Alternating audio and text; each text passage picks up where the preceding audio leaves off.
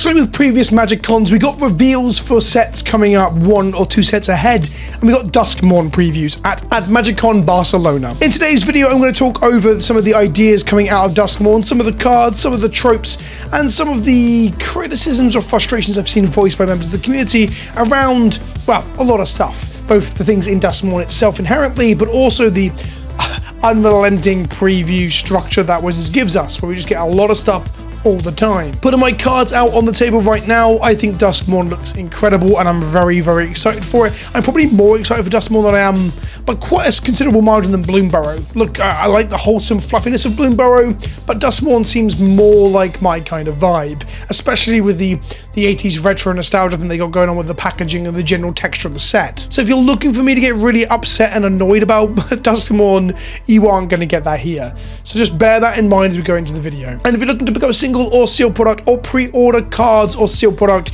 use the link in the description below to coolstuffinc.com to get 5% off your order, or use the code KENOBI at checkout for 5% off your order, and it helps to support the show. Although, ironically, we're talking about something so far out you can't pre-order it on CSI right now, but that's kind of just what happens when it comes to Magic and the preview structure. So let's cover that real quick up front.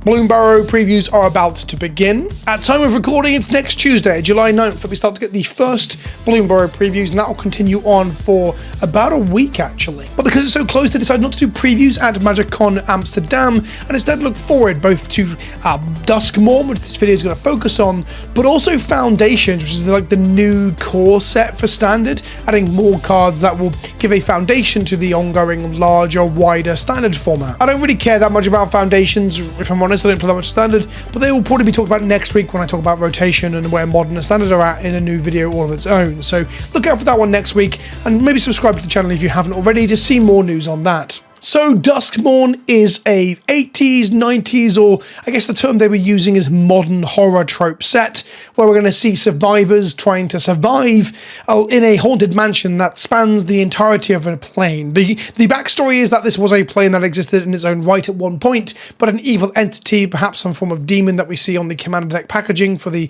big bad villain here, that thing took over a mansion and then had the mansion grow and take over an entire plane. The occupants that already live here are the plucky survivors, like Reluctant Role Model here, which we haven't seen a card for, but we've only seen the art for. Also, I guess at this point I should say that this is the art that we've seen, but there's a second art they've shown with a creature lurking in the background. This seems to happen with at least one other card that we've seen already. Maybe we're going to get alternate arts that are a bit of a sort of fun game to spot the monster or see if you've got the alternate art version. A named character that is new is this Winter character that I believe is like the named survivor on the plane, and they're carrying a real goth chic to go with it. I guess the important point to note about the survivors is that they're all like packing these equipments that make them look like ghost hunters or monster hunters from things like Ghostbusters, or even like the Slayer Squad from Buffy perhaps. One of the points that was made, and I'll label this as we continue on to one of the big talking points, is that there's a lot of tech in this set that people don't think belongs in Magic. The main one being this art here that shows a television. The lead art director during the panel did explain that this tech doesn't function or do what you'd expect it to do in our world. So for example, the television here is not a television, it's in fact a portal to another world. The static and the energy that we see within Duskmorn is the surface level tension of portals to the spirit realm where the ghosts come from, or you could fall through and get trapped. The fact that it comes through what looks visually to us like a television screen is them looking to play and riff on motifs or on tropes that we recognize from modern horror. So when we see a flashlight, goggles, or a TV like this, they aren't necessarily doing the things that you'd expect them to do. They are things that are meant to evoke that idea, but are different. And that's the main point of this video, is discuss like, is Magic dead now that we have TV screens? Or as we have with the art of Come Back Wrong, which is an incredible card by the way. I want to talk about the card and the flavor around it, how much I love it in just a second. But let's talk about the elephant in the room, shall we? Or the television screen in our Magic art, and the white Vans high tops or Yeezys in the art. With Kamigawa, we saw a retro future neon cyberpunk thing, and people did get upset during preview season that we've finally completely thrown off the shackles of fantasy Magic, which often had science fiction dripped and dribble into it, but not quite to the following extent of neon skylines that we saw with Kamigawa. The set then landed and it felt cohesive, strong, interesting and fun, and people kind of shut up about it. It kind of was like proof in the pudding. Kamigawa Neon Dynasty probably still has some haters now that want Magic to never move beyond wearing plate armor, but on the whole, people remember it very fondly. It's probably one of the more successful sets of recent years. However, we can't make that comparison too strongly because, let's be honest, someone wearing Converse, having a flashlight, or having an actual TV show up in Magic is a big departure from magical powered airships and mech suits. In the case of the mech suits of Brothers War or the neon skylines of Aether-powered Kaladesh or Kamigawa, those things still feel fantastical and still feel powered by magic. These TVs have so many technological MacGuffins on them from a design standpoint that they almost feel like retro-futuristic in their depiction of modern horror. And these are, with no other way of putting it, trainers, right? These are literal 80s trainers, the kind of things that Marty McFly would wear in Back to the Future. Now, if someone were to say to you, it's okay, we've always had this stuff in Magic, that would be a lie. We've always had some sci-fi adjacent stuff with the Phyrexians, the Brothers Wars, Power Stones, airships, interplanar travel. There's always been like sci-fi adjacent stuff within our nerd fiction that is Magic. This stuff isn't sci-fi adjacent. This stuff is the mundane, and it's the more recent retro stuff from our own timeline and reality. There is nothing fantasy fiction about a CRT TV, and it only really kind of touches upon like sci-fi elements. So the question is, has Magic changed? Well, yes, this is quite a strong departure from what we expected to come before. I guess only not even stealthily brought in, but sort of on-ramped into by Magic engaging with all sorts of nonsense. And I use the word nonsense there affectionately. I love Universes Beyond for the most part, but Magic engages with everything now. It's not just slightly mechanized fantasy. We have The Walking Dead and Fortnite on our Magic cards, so this isn't as unusual as some might think. But now we have these things in the mainline canon. In some ways, the nonsensical modern day stuff we see on other Magic cards in Secret Lairs and Universes Beyond is bled through into Duskmorn with trainers and TVs. So the answer to the question, has Magic changed, is yes. The answer to the question, or the statement should I say, that Magic has died here, well, I'm going to just go out on a limb and say no, it hasn't. Look, I completely appreciate if this isn't your vibe or your bag, and you would have preferred it if Magic stayed in the fantasy realm. I think a lot of people would have done. And if you'd asked me at the advent of the Secret Lair era and moving to Fire Design, several years before Kamigawa came around, if you'd asked me whether I'd prefer Magic to stay in that fantasy realm and not move into science fiction, I probably would have said, yeah, I prefer that. I think I would have been like all for them going super sci-fi, but all the range in between is what I think muddies it a little bit. It's not the extremes you'd expect from fantasy or science fiction. This is Yeezys on a Magic card. But with all that said, I just don't think this is as damaging as some people will make out. There is a circle jerk around the fact that Magic has changed. There is a nostalgia element to that, where people want to hold on to and grasp onto the Magic of yesteryear, and that's across the full range of the game. For people who want to play modern without it just being Modern Horizons block constructed, for people that want to play in a less power crept environment, to people who want to just play with cards that evoke the Magic canon and not evoking Star Wars and Bob the Builder. I've got the cliff notes and the workings of a video just talking about Magic and its relationship with nostalgia and the pros and cons around that in the works, and that's something I'll talk about with much greater detail over the coming month. But I don't think television screens and trainers are the problem here at all. I don't think Magic has as many problems as people kind of make it out to be. I'm often considered to be one of the mouthpieces for the disenfranchised or the upset around Magic, and people get annoyed at me. It really fucking annoyed me. I've had angry emails from viewers saying that I'm letting Wizards get away with it when I just don't have problems with things like this. I guess in some ways they could have done this where the Deadite or zombie or exorcist style possession woman here was grabbing hold of the ankle of someone wearing some slightly more fantasy looking boots. And ultimately I think that would make Magic better for it. I don't completely agree with the direction of going so heavy into the recent history 80s nostalgia. In some ways the only issue I have with it is the inconsistencies in canon, right? Why, if we've got synthetic materials and the ability to make rubber trainers and we've got televisions on certain planes, why wouldn't other planes have them? Especially within the confines of the current story where planes are now intermingling. We've got a bit more of an interplanar society building through omen paths and similar. It's not just planeswalkers dipping in and out of varying levels of technological advancement. We've got literal people moving out into the old west and building railways through pathways from other universes. It's kind of a weird thing that you have to suspend your disbelief about that doesn't quite work in canon. And believe me, this is only going to get worse.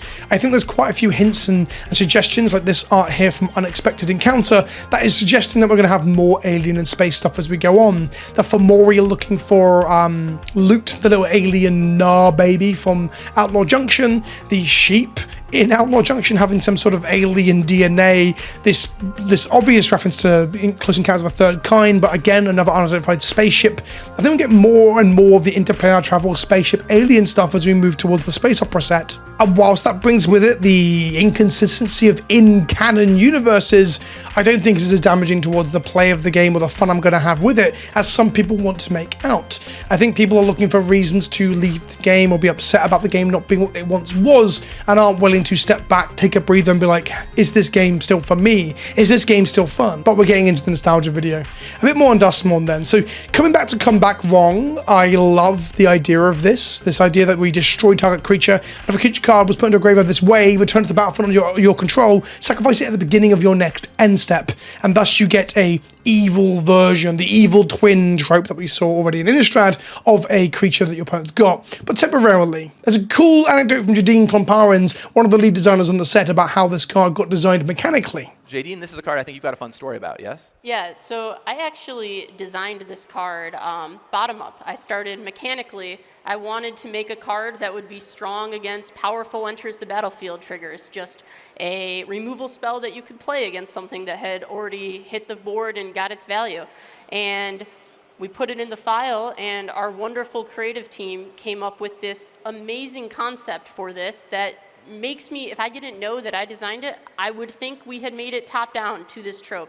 It's just a really wonderful marriage of flavor and function here. I love this anecdote. It shows that designers can come up with these cool concepts that are to fill a spot or do a cool thing mechanically, or to fill a space mechanically that they haven't done before. And then the creative team have come up with this very, very evocative of things like the Evil Dead, the coming back wrong trope.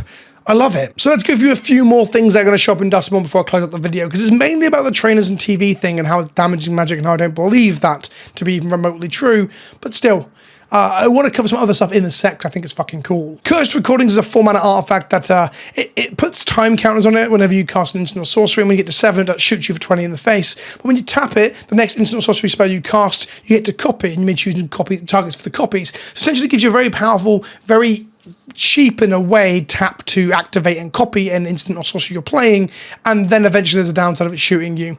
I'm not going to talk too much about the mechanics of this stuff. This one I will very briefly though. The 20 damage isn't really that bad. I thought it might make you lose the game. If your spells have got lifelink or are gaining you life, you'll easily get beyond that 20 life. In Commander it's only half your life. Hell, you can even flicker the Cursed Recording to reset the counters anyway, and boom, you've got a 4-mana instant or sorcery doubler. This card's pretty fucking sick. From a flavor perspective, we see more screens, them being portals to the spirit demon realm, if you will. And one of the coolest things about this is that we see the static leaking like liquid in an uncanny, surreal way out of the frame of the art. And I love it. Doomsday Extractor, big demon, lots of black pips there, flying 6/6. When it ETBs, if it was cast, each player exiles all but the bottom 6 cards of the library face down, bringing you right to the end game of the horror. And at the beginning of your upkeep, draw a card, giving you a powerful extra card draw effect on your 6/6 demon.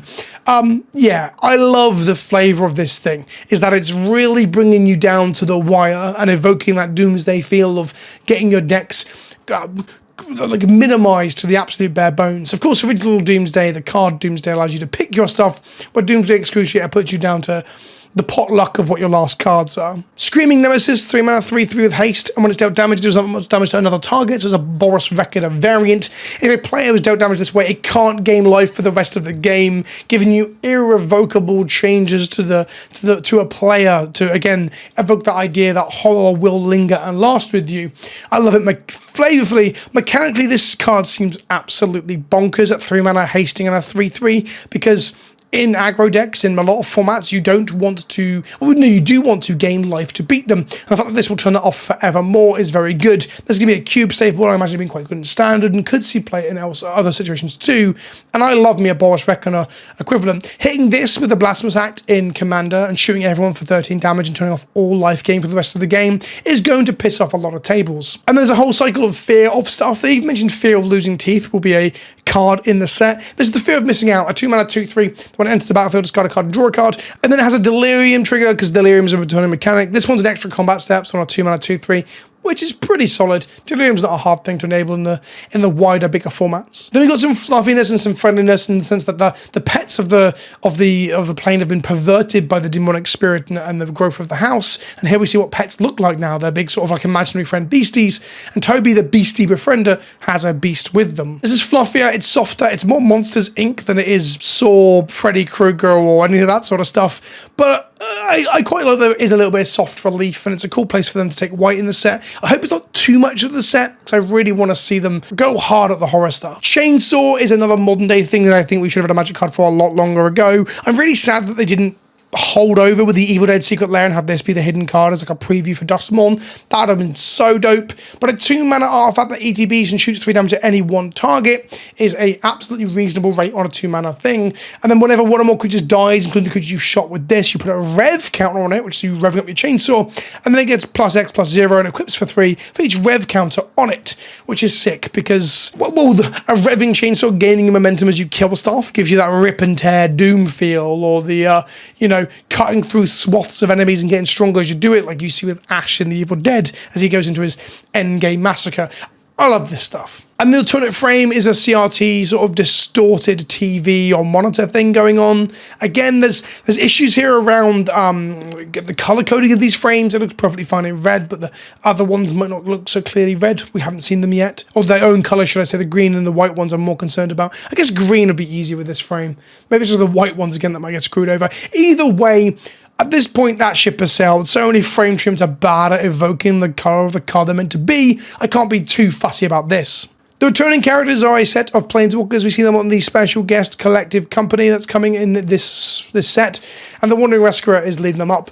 We get another situation of a leader from another plane just fanning around on another plane. So the Emperor of Kamigara, I believe, is what she was last time we saw her, is now wandering around a haunted house on another plane. I guess in this circumstance, she might be here for more of a serious thing than just a jolly with a cowboy hat like Marquesa. The basic lands for this set, there's some gorgeous one from Dan Munford, who's done a lot of death metal art in the past, and alternative music art has been just gorgeous. And these are Dan Munford in his element. I'm glad to see him back doing horror ones that they've allowed him to put a bit of colour into. There's a new mechanic, we don't know what it does yet. We don't even know if it's on artifacts or lands or it's its own card type, but rooms. Here's some art for Dollmaker's Shop / Porcelain Gallery, which is a flip card of some kind that's meant to evoke the idea of moving from one room to another in a haunted house.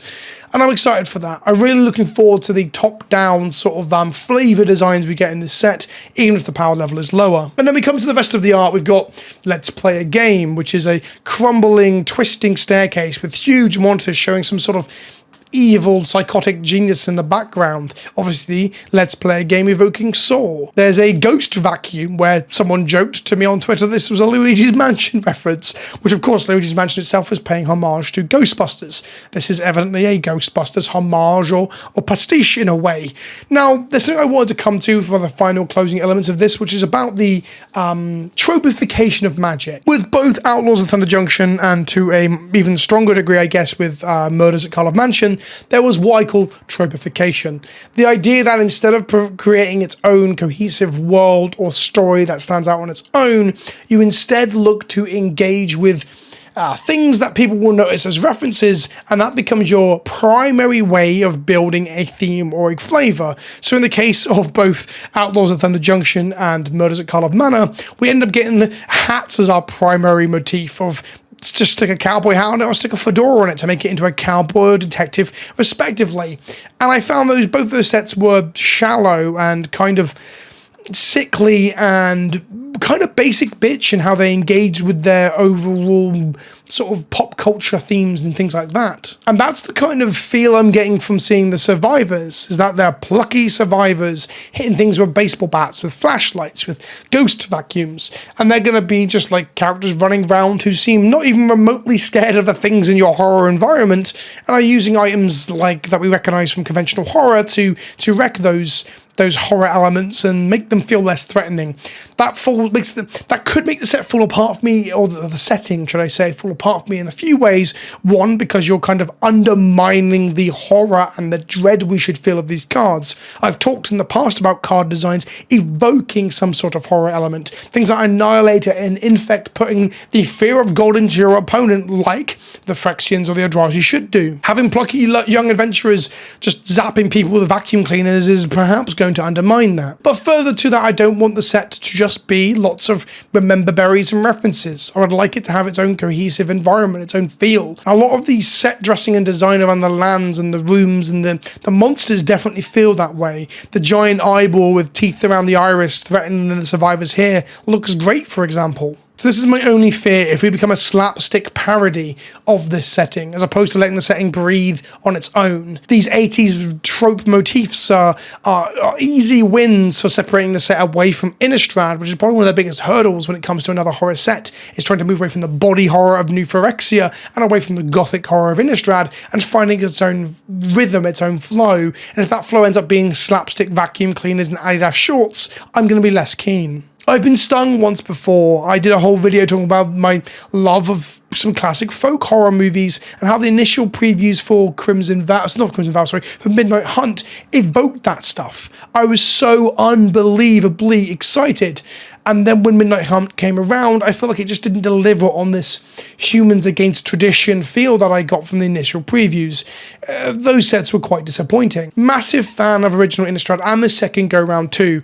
And for the most part, barring the interplanar war being a scuffed end plot point, a lot of the classic and the modern Phyrexian stuff and the Eldritch horror even on Zendikar with the Eldrazi in BFZ and stuff, all of these things were pretty... I love them. I love all of these things. They're kind of magic at their peak for me. I am unbelievably excited for Duskmorn. I cannot wait. And a couple of Adidas trainers and some TVs aren't going to ruin it. But if that is what we see slathered across the top of the set to differentiate it from Innistrad, it could make the set feel shallow and not as well developed as I'm hoping. Fingers crossed. If you've enjoyed the video, let me know what you think in the comment section below, and I'll see you in the next one. Ta-ta for now.